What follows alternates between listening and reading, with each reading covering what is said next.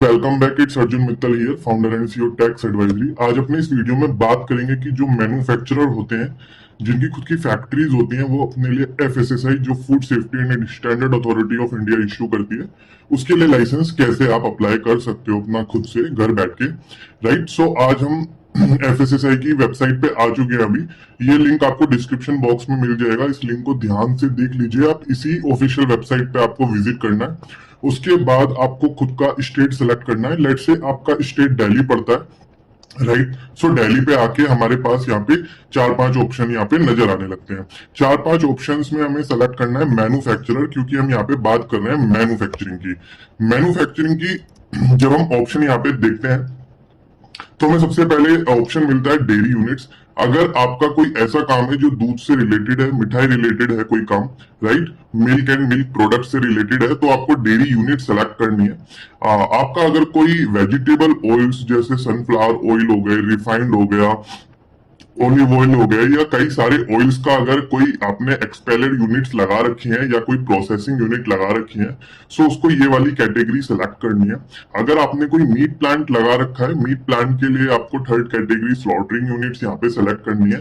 अगर आपने कोई स्लॉटरिंग यूनिट नहीं लगा रखी बट आपके यहाँ कोई मीट प्रोसेस होता है, आपके यहाँ पैकेजिंग होती है, उसकी क्लीनिंग होती है, राइट, स्टोरिंग होती है, ट्रांसपोर्टेशन आपकी कंपनी करती है, तो उसके लिए मीट प्रोसेसिंग यूनिट्स वाला आपको ऑप्शन सेलेक्ट करना है।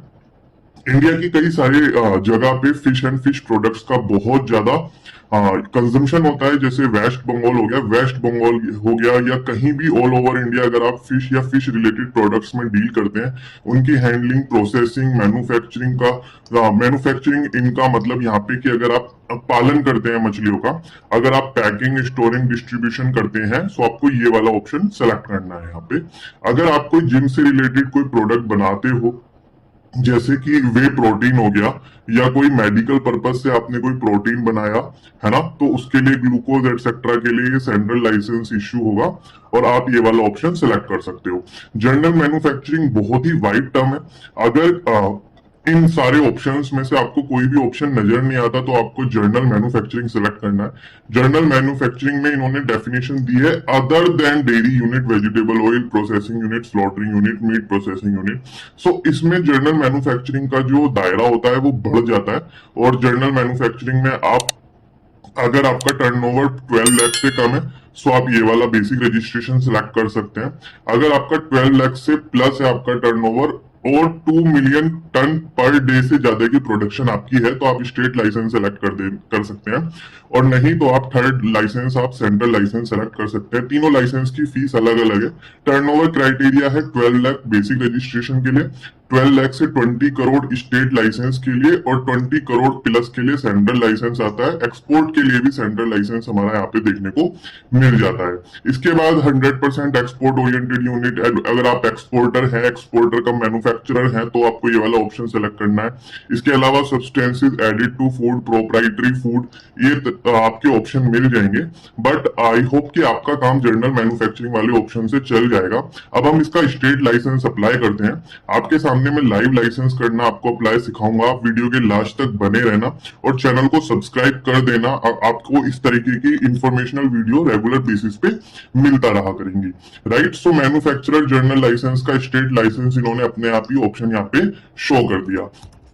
अब अगर मैं यहाँ पे देखूं कि ये क्या और डिटेल्स मेरे को मांग रहे हैं, अब आपको क्या करना है, यहाँ पे name of the company, organisation, अगर आपकी प्राइवेट लिमिटेड कंपनी है, प्रोप्राइटरशिप कंपनी है, या वॉट एवर आपने कोई इनकॉर्पोरेट कर रखी है। अगर आप इंडिविजुअल भी हैं तो आप यहाँ पे डाल सकते हैं अपना नाम। यहाँ पे आपको एड्रेस वगैरह सेलेक्ट करना है, डिस्ट्रिक्ट आपको यहाँ पे ये दिखा देगा, आप अपने हिसाब से डिस्ट्रिक्ट यहाँ पे सेलेक्ट कर लीजिएगा। यहाँ पे सारी चीजें ये शो करेगा आपको। यहाँ पे आप जीएसटी नंबर मेंशन कर सकते हैं, पैन नंबर, सिम नंबर, जो प्राइवेट लिमिटेड कंपनी का कॉर्पोरेट आइडेंटिफिकेशन नंबर होता है, वहां पे यहाँ पे आप मेंशन कर सकते हैं। जीएसटी नंबर अगर आप यहाँ पे मेंशन करेंगे, जो आप जीएसटी गवर्नमेंट फीस पे करोगे उस पर जीएसटी लगता है, उसको आराम से क्लेम कर पाओगे। राइट, सो यहाँ पे अब हमारे पास मैन्युफैक्चरिंग, जर्नल मैन्युफैक्चरिंग का ऑप्शन आ गया, ठीक है। और इसके अलावा हमारे पास सारी चीजें हम इस कोड में देखेंगे।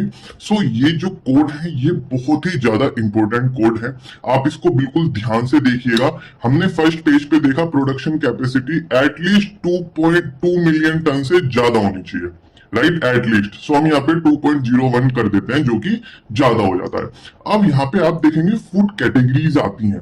फूड कैटेगरीज में आप क्या क्या कर सकते हैं, डेयरी प्रोडक्ट अगर आपको सेलेक्ट करने हैं, राइट। सो डेयरी प्रोडक्ट की मेन कैटेगरी ये हो गई।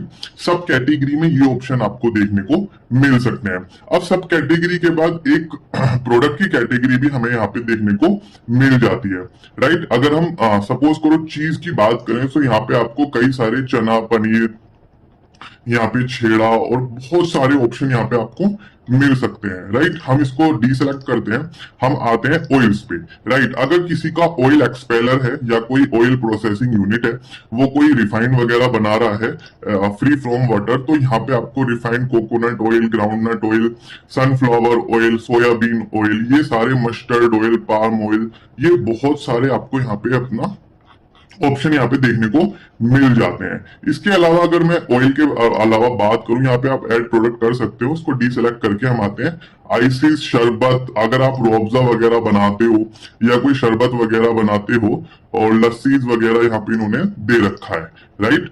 फ्रूट्स एंड वेजिटेबल में अगर आप जैम्स बनाते हो, कोई पिकल्स का अचार डालते हो, लेट से आपने फ्रूट सेलेक्ट करके यहाँ पे ये बोलेगा, अगर आप कोई जैम वगैरह बनाते हो या कोई खजूर, देखो यहाँ पे डेट्स, ड्राई फ्रूट्स, अगर इन सबकी आपकी यहाँ पे पिकल्स भी आ गया ऑप्शन, जैम्स आ गई आपकी, फ्रूट चीज आ गया यहाँ पे मैंगो चटनी, मुरब्बा, इस तरीके का अगर आपका बिजनेस है तो यहाँ पे आप ऑप्शन सेलेक्ट कर सकते हो। बहुत ही रेलिवेंट पार्ट है, इसको बिल्कुल ध्यान से देखते रहना।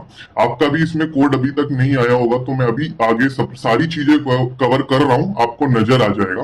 कन्फेक्शनरी में जैसे आपका टॉफी होता है, च्युइंगम होता है, कन्फेक्शनरी यहाँ पे ऑप्शन होते हैं, शुगर बॉइल्ड कन्फेक्शनरी, यहाँ पे स्पाइस बेस्ड माउथ फ्रेशनर जैसे कि पल्स टॉफी होती है, ये उसकी बात कर रहा है, right. Cereals and cereals product में आपका जितना भी आटा होता है, मैदा होती है, पास्ता, सीरियल्स, यहाँ पे प्री कुक्ड जो आते हैं आजकल, सोयाबीन प्रोडक्ट जो आते हैं, लेट से हमारा ब्रेकफास्ट सीरियल्स अगर हम सेलेक्ट करते हैं तो ये कॉर्नफ्लेक्स वगैरह, ये सारी ओट्स वगैरह सारे ऑप्शन यहाँ पे हमें देखने को मिल जाते हैं। अगर हम बेकरी प्रोडक्ट की बात करें तो ब्रेड एंड, अगर आप ब्रेड बनाते हो या बन वगैरह बनाते हो, तो यहाँ पे हमें ऑप्शन देखने को मिल जाते हैं। बेकरी प्रोडक्ट के बाद meat product, eggs and egg product अगर आप बनाते हो, तो आप एग में क्या बनाते हो, फ्रेश एग करते हो, प्रिजर्व्ड एग करते हो, एग बेस्ड डेजर्ट बनाते हो, जैसे कि केक हो गया।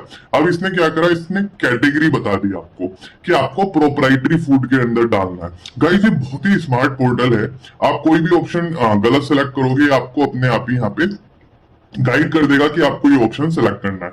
अगर हम स्वीटनर्स इंक्लूडिंग हनी की बात करते हैं, तो यहाँ पे रो शुगर हो जाती है, शुगर से रिलेटेड जैसे सिरप्स होते हैं, जैसे मॉकटेल्स बनती है उसके अंदर सिरप यूज होते हैं तरह तरह के, या हनी यूज होता है, राइट। अगर हम बात करें मॉकटेल्स की, सिरप की, तो यहाँ पे आपको ये नॉन स्टैंडर्ड फूड प्रोडक्ट में डालने के लिए बोलता है। Salt, spicy, soup and other category में आप सोल्ट, हर्ब्स, विनगार्ड, मस्टर्ड, सूप्स, इस तरीके की ऑप्शन आप सेलेक्ट कर सकते हो। यहाँ पे अगर आप मस्टर्ड भी करते हो तो ये भी कैटेगरी बदलने के लिए यहाँ पे बोल रहा है। कैटेगरी हमने पहले ही डिस्कस कर ली है, आप पीछे से बैकवर्ड कर सकते हैं वीडियो, कैटेगरी को देख सकते हैं। अगर आप Indian sweets and Indian snacks की बात करते हो, तो यहाँ पे आपको मिल जाता है dry fruits, ready to eat, fruits and vegetable based snacks यहाँ पे देखने को हमें मिल जाते हैं। सो सपोज करो मेरा एक क्लाइंट है, उसका काम है कि वो जितनी भी इंस्टेंट टी होती है, इंस्टेंट कॉफी होती है और फ्लेवर टी वगैरह होती है, उन सब में डील करता है।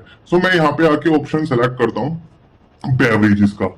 यहाँ पे बेवरेज का मैंने ऑप्शन सेलेक्ट करा, उसके बाद यहाँ पे मुझे ऑप्शन दिखाएगा नॉन एल्कोहलिक। आजकल नॉन एल्कोहलिक ड्रिंक का बहुत ज्यादा चलन चल रहा है, शार्क टैंक में बहुत सारे स्टार्टअप्स आते हैं जो नॉन एल्कोहलिक प्रोडक्ट्स में डील कर रहे हैं, बहुत अच्छी सेल वो यहाँ पे अचीव करते हैं।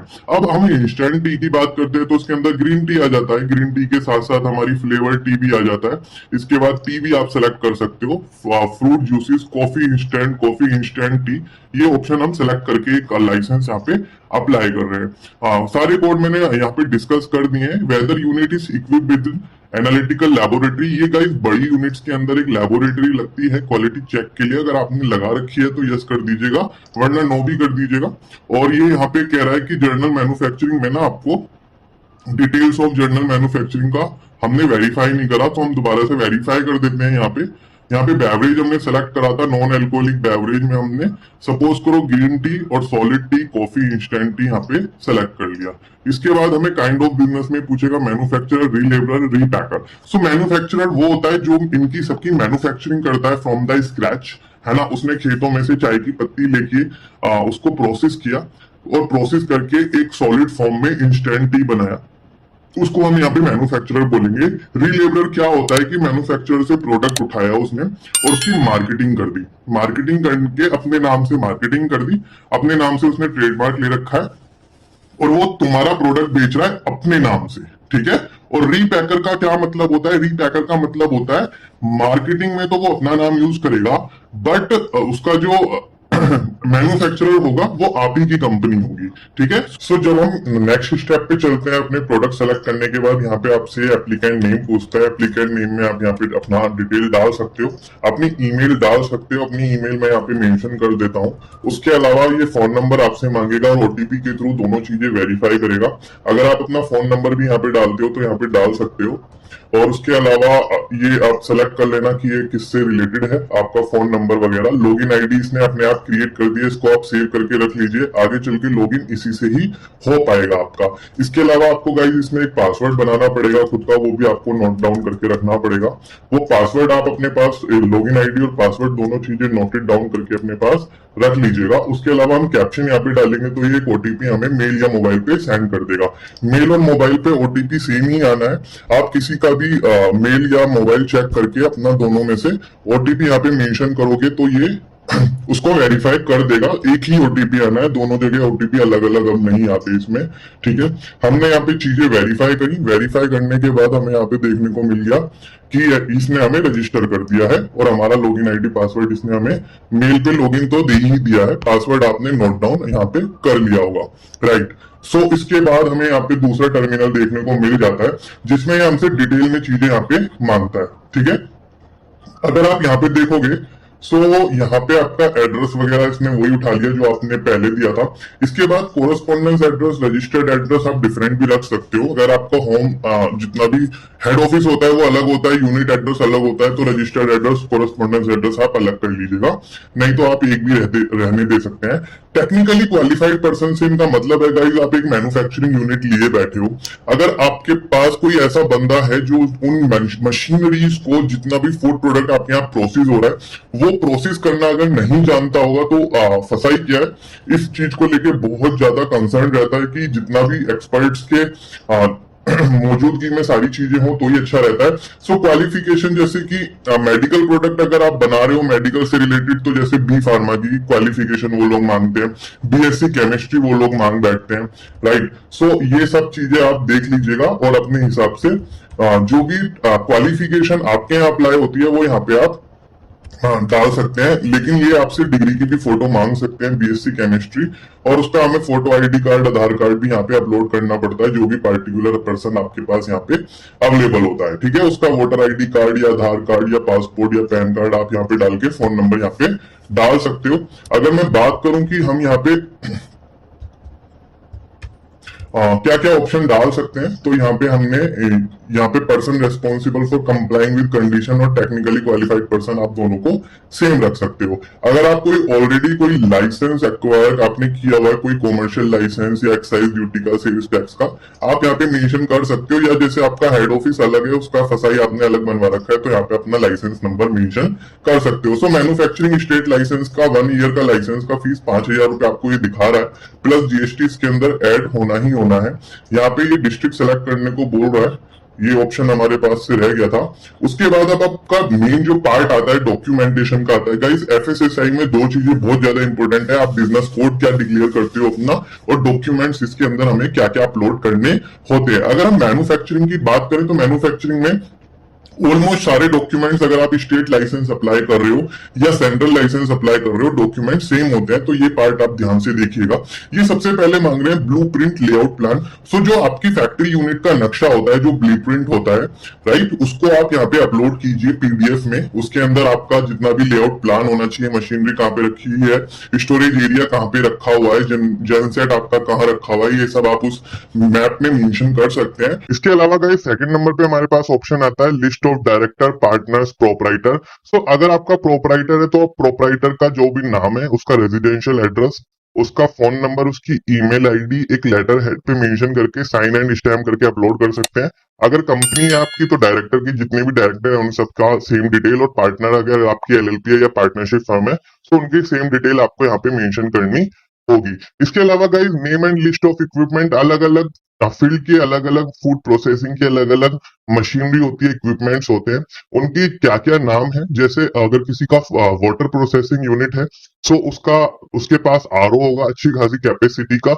उसका कितनी नंबर आपने इंस्टॉल किया हुआ है, उसकी कैपेसिटी कितनी है, उसकी हॉर्स पावर कितनी है, आप यहाँ पे दीजिए। इसके अलावा गाइज आपकी ये वाटर टेस्टिंग रिपोर्ट मांगते हैं। वाटर टेस्टिंग रिपोर्ट एक लेबोरेटरी में आप अपना वाटर टेस्ट करा सकते हो, क्योंकि मैन्युफैक्चरिंग में वाटर यूज होता है तो ये वाटर टेस्टिंग रिपोर्ट मांग लेते हैं। अगर आपको ऐसा लगता है कि वाटर टेस्टिंग रिपोर्ट आपके वर्क पे एप्लीकेबल नहीं है, आपका काम वाटर फ्री है, जैसे कि आपकी मैदा की प्रोसेसिंग यूनिट है, अब उसके अंदर पानी का तो काम कुछ भी होता नहीं है, तो आप सिंपल इसके अंदर 10 रुपए के स्टैम्प पेपर पे डिक्लेरेशन अपलोड कर सकते हैं।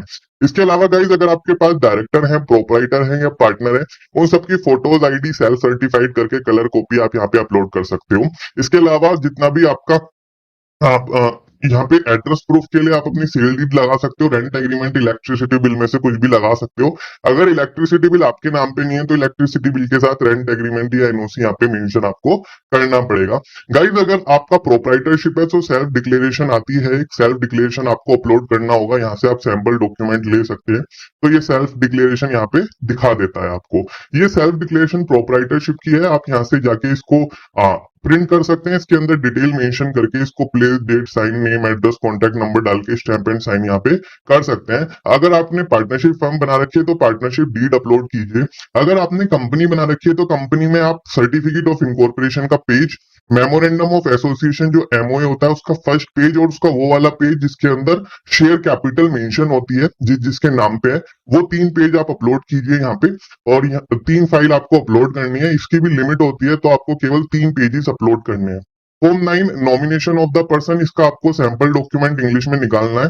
इसको प्रिंट आउट करके आप इसके अंदर अपने एस्टेब्लिशमेंट का नेम लिखिए, साइन कर दीजिए पर्सन के, और इसके अंदर प्लेस, डेट और यहाँ पे कंपनी का नाम मेंशन करके यहाँ पे स्टैंप एंड साइन इसको करा दीजिए। सो गाइस रिकॉल प्लान क्या होता है? रिकॉल प्लान होता है कि आप एक मैन्युफैक्चरर और आपने मार्केट में अपने प्रोडक्ट उतारे हुए हैं, अगर उस प्रोडक्ट की एक्सपायरी 6 मंथ है, अब वो ऑल ओवर इंडिया फैले हुए प्रोडक्ट, और वो एक्सपायर हो जाता है माल, तो आप उसको अपनी यूनिट तक कैसे मंगाओगे, इसको आप रिटर्न में देना होता है। सो रिकॉल प्लान का इन्होंने यहाँ पे आपको एक सैंपल दे रखा है, इसको आपको बना के अपलोड करना पड़ेगा। इसके अलावा गाइस प्रोडक्शन यूनिट के फोटोग्राफ ये मांगते हैं। फोटोग्राफ्स में मेनली आप एंट्रेंस दिखा सकते हो, जितनी भी स्टोरेज यूनिट है वो दिखा सकते हो, जितनी भी मशीनरी जहाँ पे लगी हुई है वो सारी मेंशन यहाँ पे कर सकते हो। सो गाइस ये सब हमने बात करी मैंडेटरी डॉक्यूमेंट्स की। इसके अलावा कुछ अदर डॉक्यूमेंट्स भी आपके ऊपर लग सकते हैं, जैसे अगर आप एक्सपोर्ट कर रहे हो तो सेल्फ डिक्लेरेशन लगानी है, राइट। सो ये सब आप बहुत डिटेल में जाके देखना पड़ेगा आपको, राइट। वाटर टेस्टिंग रिपोर्ट अगर आपको करानी है आप यहाँ पे भी अपलोड कर सकते हो। लोकल बॉडीज से कोई एनओसी लेनी है, जैसे मीट प्रोसेसिंग यूनिट में आपको म्यूनिसिपैलिटी बॉडीज की एनओसी एक्वायर करनी पड़ती है, सो आप वो एनओसी यहाँ पे अपलोड कर सकते हो। उसके अलावा गाइस डिक्लेरेशन करके अगर आप यहाँ पे सेव एंड नेक्स्ट करोगे तो आपका पेमेंट का ऑप्शन यहाँ पे दिखाई दे जाएगा। जो आपकी पेमेंट आपको पहले पेज पे दिखाई दी थी 5000 प्लस जीएसटी की, सो वो पेमेंट आपको यहाँ पे करनी पड़ेगी। 18% जीएसटी इसके अंदर अप्लाई होगा। अगर आप अपना जीएसटी नंबर यहाँ पे मेंशन कर सकते हो, कर देते हो, तो जीएसटी नंबर आपने जो जीएसटी पे किया है अपने इनवॉइस पे वो आप क्लेम कर पाओगे, अदरवाइज आप वो क्लेम नहीं कर पाओगे, आपको मेंशन यहाँ पे करना ही पड़ेगा। सो गाइज ये था मैन्युफैक्चरिंग यूनिट को अप्लाई करने का एक तरीका। अगर आपको कोई भी कंसल्टेंसी चाहिए फूड लाइसेंस के लिए, सो ये हमारी कंपनी आपको सर्विसेज ऑफर करती है फूड लाइसेंस की, ऑल तरीके की, ऑल ओवर इंडिया। अगर आप इंडिया में कहीं से भी लाइसेंस एक्वायर करना चाहते हैं, फूड लाइसेंस करती है, स्टेट लाइसेंस एक्वायर करने में, सेंट्रल लाइसेंस या बेसिक रजिस्ट्रेशन एक्वायर करने में आपकी हेल्प कर सकती है, राइट। सो ये सारे डॉक्यूमेंट्स भी हम आपकी हेल्प कर सकते हैं आपको प्रिपेयर कराने के लिए। जितने भी डॉक्यूमेंट्स की लिस्ट यहाँ पे इन्होंने मेंशन करी हुई है, हम आपकी यहाँ पे हेल्प कर सकते हैं। So guys thank you very much. I hope कि आपको बहुत अच्छे से मैंने डिटेल में समझाई है सारी चीजें और आपको सारी चीजें समझ में आई हो। अगर आपकी फिर भी क्वेरी है तो जाइए, कोई आपको कुछ क्वेरी आपको करनी है या आपको क्लियर नहीं हो रहा है, कोई डाउट्स, हो डिस्क्रिप्शन बॉक्स में आपको कॉन्टैक्ट अस का लिंक मिलेगा और आप मेरी टीम से कनेक्ट कर सकते हो। Thank you so much guys, बने रहने के लिए। अगर आपको वीडियो अच्छी लगी हो तो वीडियो को लाइक कर दीजिए।